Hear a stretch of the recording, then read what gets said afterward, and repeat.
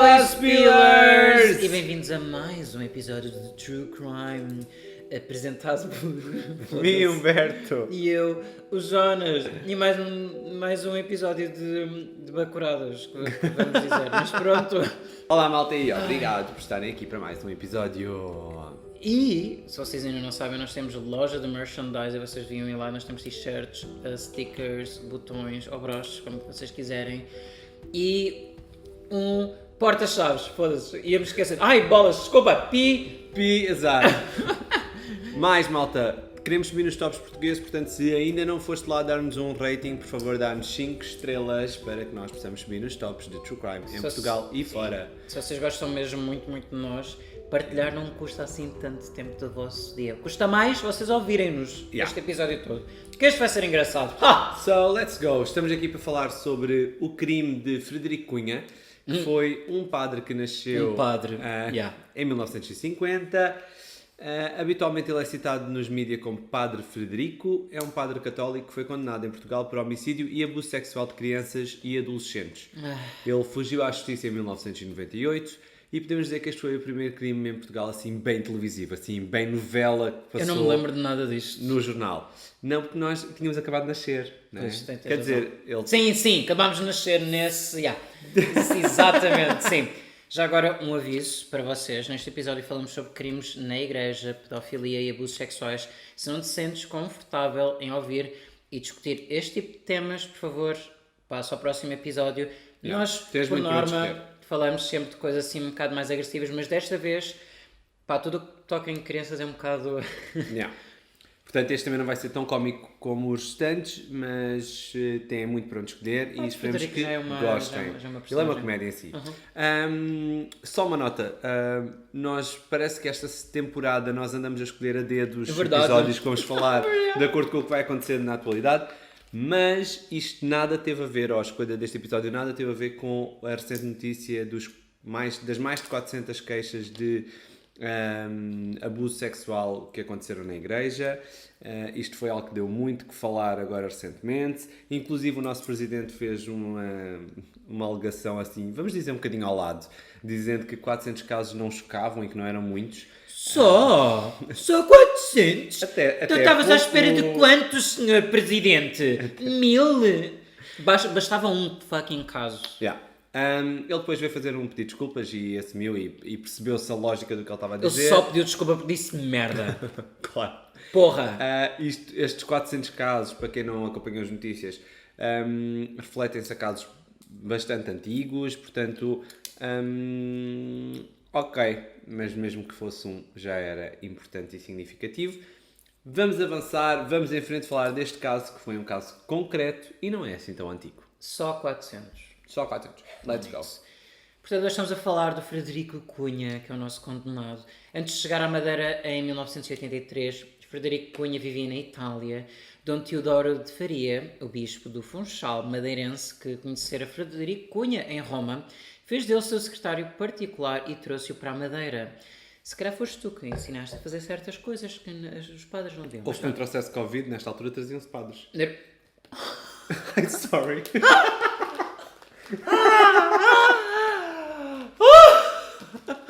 Sim! Em nome do Pai, do nosso Filho. Até estou a suar do inverno para onde eu fui agora. Credo. Na Madeira, uma sociedade ainda pouco fechada, o comportamento bizarro do padre Frederico atraía atenções. Nós vamos para ele era uma personagem. Tinha um gosto específico por caveiras que usava no seu casaco ou pendurava no seu cinto e andava de óculos escuros. Para mim, são os óculos escuros. É do tipo Fabulous Queen. Sim. Thank God. Yes, Queen. Desculpa, em inglês. Sim, Deus. Sim, Jesus. Sim, girls, rapariga. Sim. Tu estás a traduzir frases. Tu a traduzir, em vez de ser yes, é bué. Os óculos eram assim bem... Eram bué da grandes. Não é para dizer isto. Daqueles com ar de baratinho, vá. Não, mas eram bué da grandes. Ocupavam tipo os olhos, fazia testa. Muito foleiros. E o penteado também era qualquer coisa. Mas pronto. Por causa de certos rumores e de certas coisas que estavam a acontecer e da maneira como ele se apresentava, o Dom Teodoro de Faria prescindiu dos serviços do seu secretariado, passou a ser empurrado de paróquia a paróquia por queixas da população. Porque, gente, sim, ele era um padre um bocadinho... Não era padre, ele era um padre, Yas, Queen... Não, desculpa. What? Para, tu não Desculpa. conheceste? Não. Ok, nós já ouvimos falar, é verdade, sim. Dá para ouvir ele a falar. Yeah. Desculpem, estou só a comer... que é isto? Pistácios. Pistácios, é isso. Nós somos o quê? Yas, Queen, padres. Não estou a gozar. Desculpa. Para com Yas, Queen! Desculpa. Desculpa. Isto é sério. Ok. O problema aqui era, isto não foi uma vez, isto foi várias vezes, o padrão repetiu-se durante quase 10 anos em que existiam problemas, certas situações aconteciam, ele era um bocado bizarro e tinha atitudes bizarras e ele estava sempre a ir de paróquia para paróquia para ver se ele pronto ficava lá no sítio porque o Dom Teodoro gostava dele. Ele é Dom ou é Diogo Teodoro? Ai, que pergunta difícil, eu acho é que Dom Teodoro, ele é rei. Ele é padre. Não, são padres. Não, será Dom? Olha, não sei. Olha, vamos assumir a nossa ignorância, não sabemos, alguém que nos ensine. Mas o comportamento dele chocava as pessoas, mais ou menos explícito, mais ou menos bizarro. E o bicho estava sempre a transferi-lo, porque eles são o quê? Buddy, são amigos. Sim, calma, mas também temos de ver que isto era 1993, na Madeira ainda deviam ser mais... Deixa-me dar várias oportunidades a esta pessoa que só está a fazer merda. 10 anos. Calma, 10 anos. Até aqui tu não sabes que a pessoa está a fazer merda. A pessoa é 10 só anos. vista como estranha. 10 anos. Mas estás a falar da Madeira, aquilo é tipo um sítio pequeno. Foi só na Madeira? Ou Foi eu só na salto Madeira. 10 anos na Madeira, Sim, salta andou sempre a saltar de um lado para o outro. Tantas igrejas? Até antes estava em Roma. Tantas igrejas? Hã? Assim, tantas igrejas São na Madeira. capelinhas, já tem aquilo é tudo católico na altura. Então, estamos em É 93. um padre por capelinha? Então... Ai, foda-se, ok. Ai. Certo? Só que ele era estranho, olha. Falava, pronto, ele era brasileiro, nada que isto tenha a ver, atenção, zero. Mas as igrejas são sítios fechados. Num sítio destes, ainda mais fechado.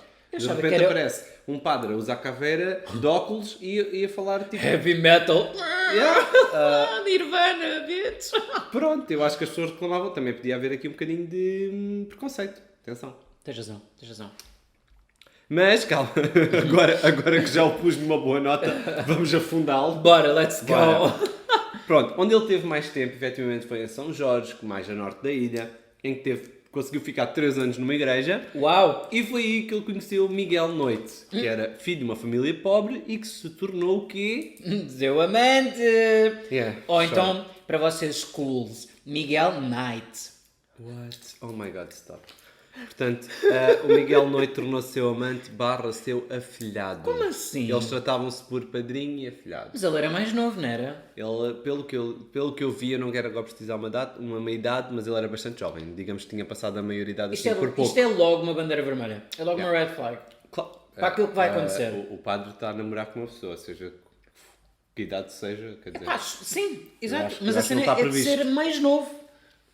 Sim. E provavelmente já começaram a fazer cenas antes dele ser maior de idade. Não vamos conspirar sobre isso. Portanto, o que nós temos até agora, Maltino, isto já vai tarde, estamos na Madeira, temos um padre que anda de aldeia em aldeia e que finalmente se estabiliza numa aldeia e arranja um amante jovem. Muito bem. Vamos ao crime? Isso é muito bom. Nada que me surpreenda vindo de um padre. Lamento. Sorry, not sorry. Desculpa, lamento. Eu sei que nem todos são assim, mas porra, são muitos. Cacete. Enfim. Eu acho também, tipo, eu respeito a tua opinião. Tipo, também não consigo ir contra a tua opinião. Isto não é nada contra a religião. É contra estes senhores que parece que vão à procura de Cristo para combater a sua sexualidade. Sim, e depois estão ali... É um bocado fora. Epá, os miúdos, tu vês muita gente a ir à missa.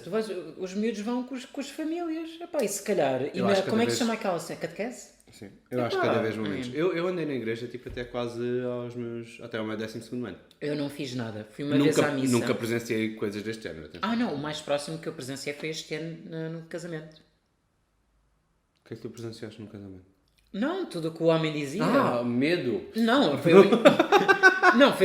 foi o mais próximo de uma missa que eu tive. Eu lembro que entrei uma vez numa missa e saí logo, porque é do tipo, eu não estou a perceber nada e isto é uma seca.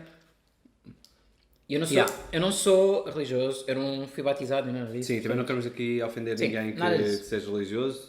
De todos. Respeitamos, whatever.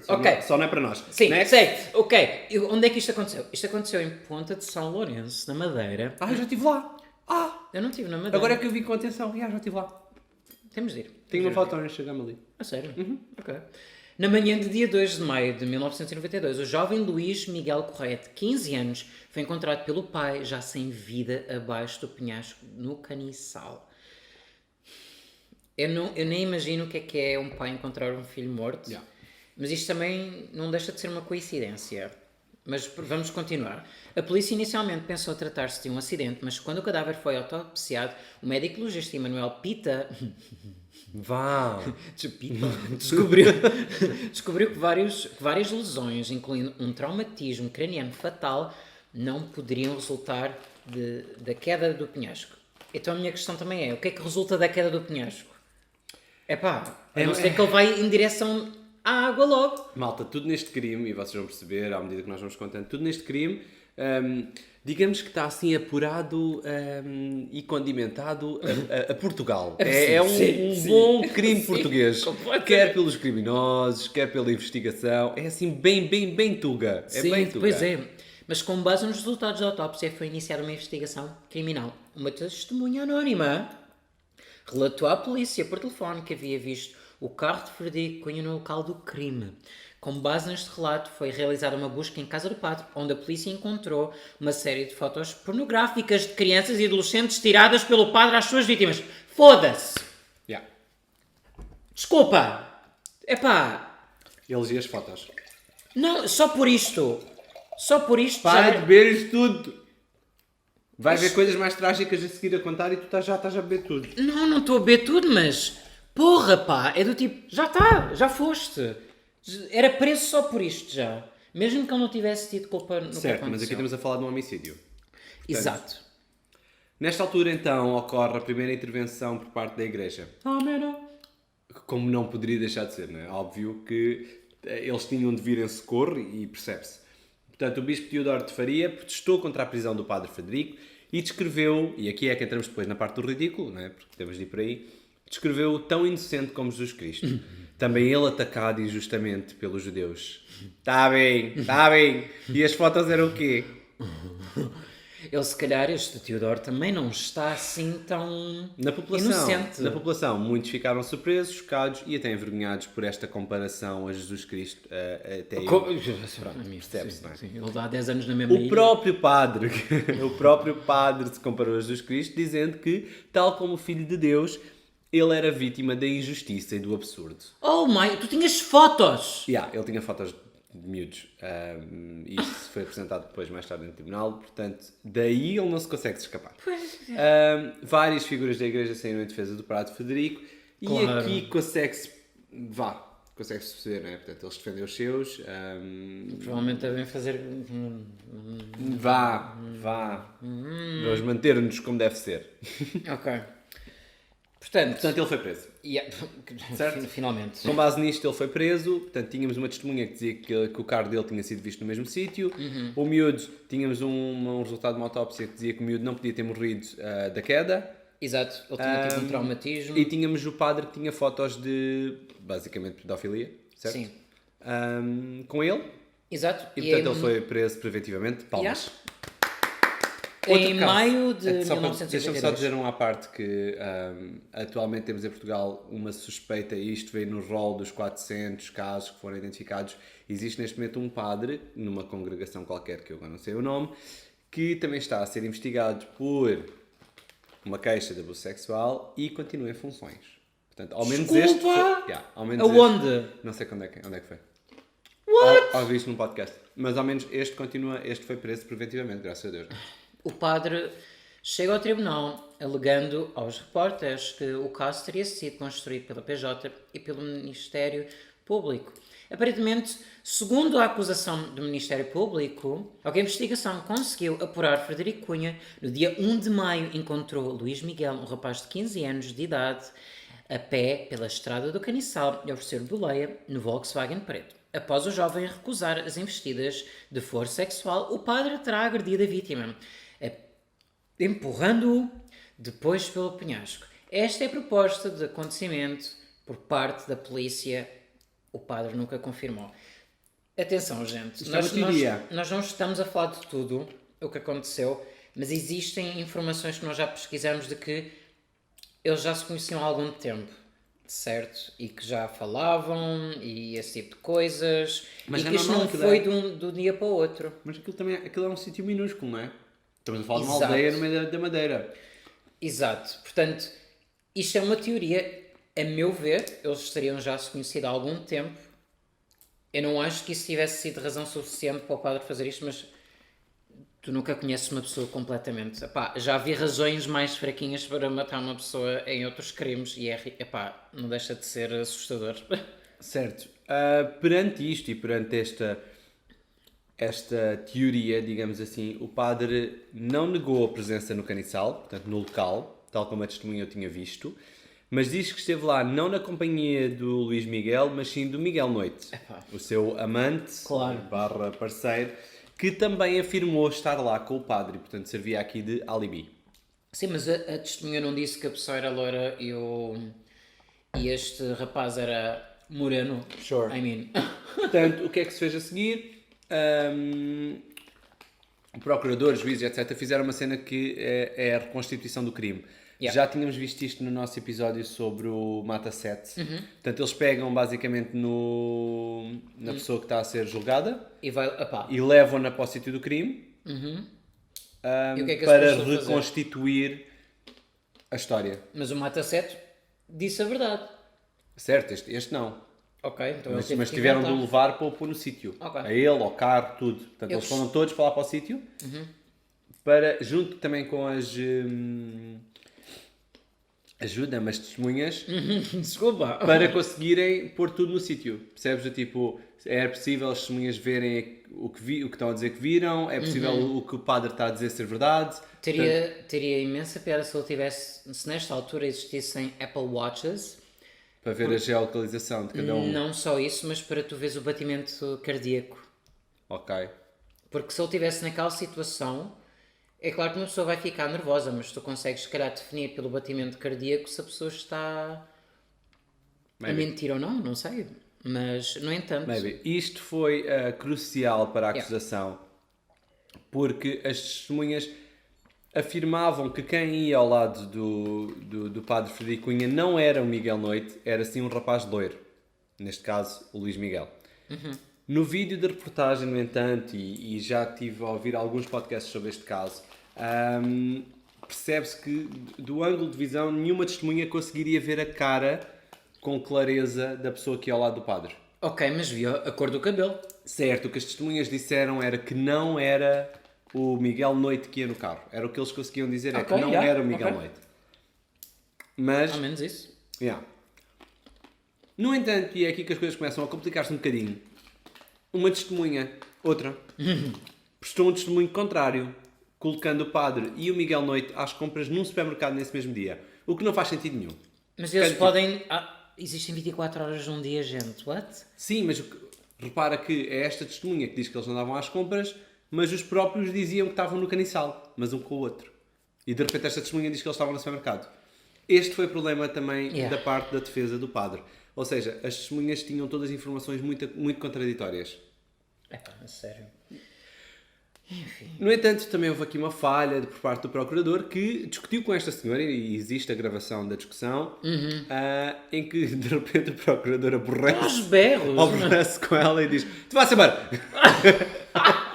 Porque ela está mesmo muito confusa. Isto é mesmo a Portugal. A gente quer fechar isto. Estamos quase a fechar. E agora é que foi?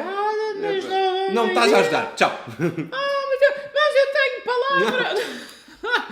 Mas pronto, quando uma repórter questionou o médico legista sobre o cadáver, se o cadáver apresentava alguns sinais de abuso sexual, o médico refere: água lava, minha senhora. Água lava. Mesmo sem sabão. Dude, a cena a maneira como ele disse foi idêntica à maneira que eu disse. É verdade o que ele disse, mas é do tipo... Dude, oh my god. Enfim, a única evidência era o facto da vítima estar sem camisola, descalço e de barriga aberta. Gente, Isto é muito estranho. No mar não te vai tirar a roupa e estás de barriguilha aberta. Descalço, ok, eu percebo que o mar te consiga tirar com a violência, mas barriguilha aberta, a não ser que haja um peixe maroto aí dentro da água do tipo... Mas tipo, abuso sexual, há tanta coisa que tu podes fazer a nível sexual que não te deixa marcas. Não andávamos todos marcados na rua, right? Sim. Tipo, há muita coisa sexual que tu podes fazer sem ficar com marcas. Eu acho que só isto, da vítima estar sem t-shirt, está com a barriguilha aberta... Também podia estar a fazer xixi e caiu. Sem t-shirt. Ok, yeah, sem t-shirt, sem sapatos. Se calhar estava com calor. Não faz muito sentido.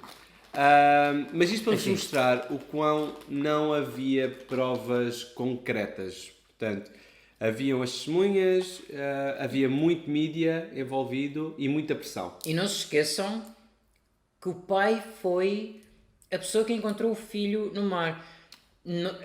Na praia. Na praia, sim. A cena é... Deve ter sido horrível e acredito que o senhor esteja... que não seja culpado, mas não deixa de ser uma coincidência incrível que eu sou que o encontrou ter sido o pai. Yeah. Just saying, estou só a dizer, numa situação destas nós temos de ver toda a gente como... Está só para o universo, eu também concordo. Só por aqui no universo. É uma coincidência, opá, pode ter sido aquelas coincidências do universo, tipo... O teu filho morreu, bora, anda lá, encontra o teu filho, mas bora. aquilo é enorme, aquilo é enorme. Tá bem, exato, sim, pá, é muito estranho, é muito estranho. Mas pronto, Frederico Cunha foi condenado em março de 93, um ano após o crime, passando um mês de julgamento por convicção. Passado um mês de julgamento. Passado um mês de julgamento por convicção. Foi condenado a 13 anos pelo homicídio de Luís Miguel, com subsequente pena de expulsão de Portugal. Gente, eu sou disléxico, deixa-me. O que ele quis dizer basicamente é que ele foi condenado, ou seja, ele diz por convicção porque não há provas. Sim. Então existe a convicção de que ele é culpado. É mesmo isto que quer dizer e é um bocadinho assustador. A pena soma o crime de homicídio de 12 anos e o crime de homossexualidade com menores de 18 anos. Aqui só para rir, não é? Quer dizer... Homossexualidade com menores, porque se fosse heterossexualidade com menores já era uma pena... Não era 10 anos então. Não sei de quanto é que seria a pena, mas aqui o importante é que é homossexualidade com menores, está bem? Só para saber. Cunha também foi ainda condenado a pagar aos familiares da vítima do homicídio a soma de 1.600 escudos. 1.600.000. 1.600.000 escudos? É? Não, 16.000 escudos. 16.000 escudos. Já. Que é o equivalente a quê? 8.000 euros. Claro que ele vai pagar, não é? Porque ele deve ter resmas de dinheiro, não é? 8.000 euros é uma resma de dinheiro. Tu achas que ele pagou? Pela morte de uma pessoa, 8.000 euros. É estúpido, mas o escudo na altura era diferente, era mais poderoso. Pronto, mas ele não pagou na mesma. Claro que não, ele está preso, como é que ele vai pagar? Só se for com serviços lá na prisão. Mas pronto, o afilhado, amante, o Miguel Knight, apanhou-se 15 meses de cadeia com pena suspensa por encobrimento e falsas declarações. Toma, Miguel Knight! Tu não sabes! Ele deve ser cantor pimba. Pronto, portanto vocês conseguem ver que isto é tudo assim uma coisa assim meio cinzenta, não é? Não estamos aqui completamente do lado de ninguém porque isto é estranho, apesar de nós ambos concordarmos que é muito possível que tenha sido mesmo o padre a fazer isto. Durante o julgamento, 4 testemunhas, outras, já adultos, contaram em tribunal como tinham sido abusadas sexualmente pelo padre. Epá. Portanto, afinal, há mesmo aqui qualquer coisa. Frederico o padre nunca assumiu nada disto. Nada. Ninguém assume. Ninguém assume. Assume. Frederico veio então a cumprir pena em Val de Judeus, Alcoentre. Nunca assumiu também a sua homossexualidade. Mas gente... Espertinho, aos repórteres jornalistas saía do tribunal a declarar que ali se tinha sentenciado a homossexualidade também. Claro que era para ver se ele saía, mas, gente, e foi este o crime, e foi esta condenação, mas vocês pensam, ainda falta bué de tempo este episódio acabar. Isto ainda não acabou, gente. Isto ainda não acabou. Mas a sua pena, em Val dos Judeus, que engraçado, em Val dos Judeus, o padre foi autorizado pela juíza de execução de penas a passar 8 dias com a mãe em Lisboa. Epá, não. Não faz sentido. Eu nem sabia que eles tinham férias, do tipo, posso ir de férias com a minha mãe? Não. Eu estou farta da prisão, vou tipo 8 dias, também é como em Portugal, 22 dias de férias. Não preciso. Eu vou passar o Natal com a minha mãe. Os dois, em 10 de abril de 98, fugiram de carro para Madrid e apanharam o primeiro avião para Copacabana, no Brasil, onde ainda residem. Eu fazia o mesmo. Claro. Tive essa mesma tipo, o que é isto? Fugias. Isto, claro. Mas não fazias isso ao miúdo. Não é isso que eu estou a dizer. Era tipo, se eu tivesse sido preso por alguma razão. Olha, eu vou de férias com a minha mãe. Um dia depois eu basava. Quer dizer, agora não deve passar assim tão... Não, de carro até Madrid ia na boa, não é? Mas há uma coisa que se chama passaportes. Eu sei, mas o padre usou uma segunda via fornecido pela própria Embaixada do Brasil, o que motivou um pedido de explicações do governo português. O padre refere que sempre foi ajudado pela Embaixada. Olha, meter alguém debaixo do autocarro, gente. Eles ajudaram-me, eles é que me deram, a culpa é deles. Também é, sim, a culpa é deles. Mas claro que é. Mas eu digo, eles não sabem o que é que se tem passado com eles. Eu digo, olha, dá-me, eu preciso de um passaporte para ir para o Brasil, então vai. Também. Primeiro férias. Por acaso, eu acredito mesmo que possa ter sido só uma incompetência. Acredito mesmo. Foi uma incompetência ele ter ido de férias ou a incompetência o passaporte? As duas. As duas foram incompetência. Acho que ninguém estava a ajudar o padre a fugir. Sim. É Natal. Isto foi em Abril, para de dizer que é Natal. Pois é. Por amor de Deus. Bom, atualmente o padre vive com a mãe num prédio em Copacabana, num dos locais mais luxuosos da cidade do Rio de Janeiro. Claro. Em 2015 o padre começou a dar entrevistas e celebrava missas, apesar de não o poder fazer de forma oficial. Fazia missas em locais mais... convencionais. Saunas. Não estou a gozar. What? Dedica-se também à fotografia, mas isso nós já sabíamos, que ele gostava de fotografias, ele é um artista. não é? Antes eram fotografias de rapazitos, agora esperemos que sejam fotografias de nós vimos esta entrevista e ele tem exposições em que as pessoas vão. Exatamente. Ele continua a afirmar a sua inocência e considera que a sua condenação em Portugal foi típica de um regime nazi. Ele gosta muito de fazer também estas declarações a apelar a populismo. Mas a expressão dele é sempre igual. Não sei se reparaste. Está igual o tempo todo.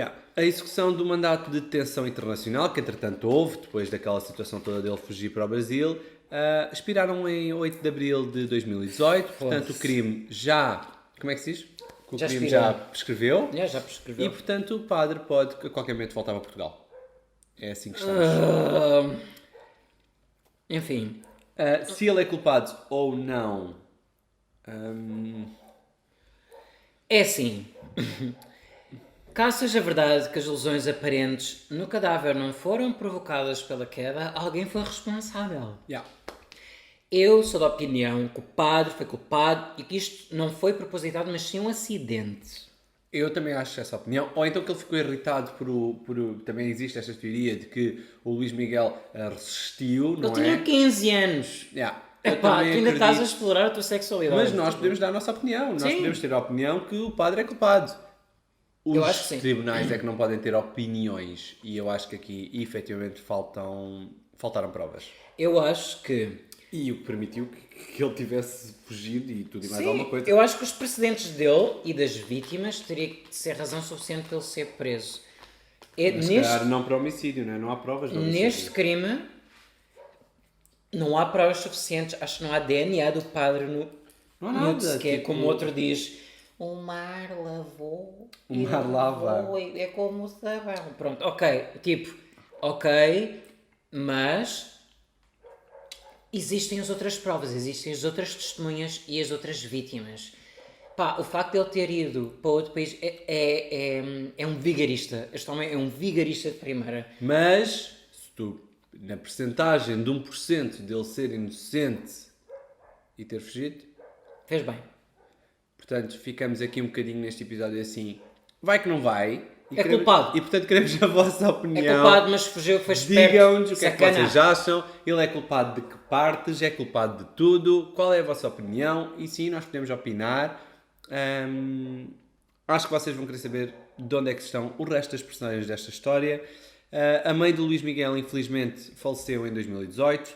O pai, que encontrou o cadáver do filho, está emigrado à Inglaterra. O padrasto, porque sim, os pais dele eram separados, o padrasto deixou a ilha, ninguém sabe do paradeiro. O Miguel Noite, afilhado do padre, entre aspas, vive em França. E o padre Frederico vive em Copacabana. Interessante que ninguém ficou lá. Claro, se não estava lixado. Ninguém nesta história ficou lá. Tu imaginas tu estás numa ilha e estiveste envolvido num crime, mesmo que tenhas sido só ajudante ou o que é que seja. Ou tivesses sido pai da vítima. Tu vais estar a lembrar... Mas a mãe ficou. Tu vais estar a lembrar disso todos os dias, porque toda a gente vai estar a olhar para ti com pena ou com julgamento e tu vais-te lembrar. Mas podiam não ter a oportunidade de foi sair, aqui que o meu filho morreu, quer-me ir embora. Eu percebo isso tudo. Eu faria o mesmo. Mas parece que tu tens aqui umas curiosidades. Vamos entrar na parte das curiosidades.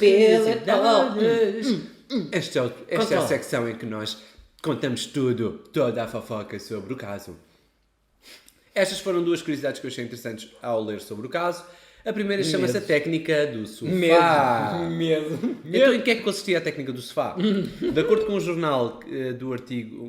um artigo do Jornal Público, antes de chegar a esta última paróquia, onde aconteceu toda esta tragédia, o percurso do padre sempre foi marcado por histórias um bocadinho estranhas. Claro. E uma delas é a técnica do sofá.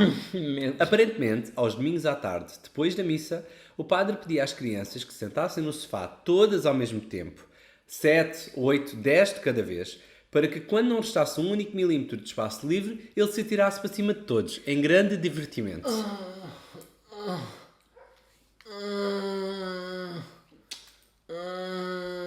Vamos à segunda. A minha opinião é a mesma que ele. E deve ser a mesma que a vossa. Estou-vos a dar espaço.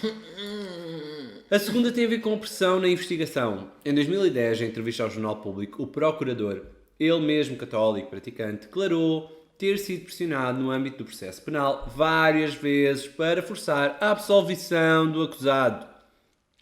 Disse que a pressão não foi exclusivamente exercida pela Igreja, tendo sido também exercida por outras pessoas. A Diocese do Funchal nunca abriu qualquer processo canónico ao padre, nem mesmo depois da Justiça o ter condenado, ou seja, nunca promoveu os necessários procedimentos para que ele fosse impedido de exercer. E é assim que nós fechamos este episódio. Portanto, culpado ou não, mas aqui cheiraste turro.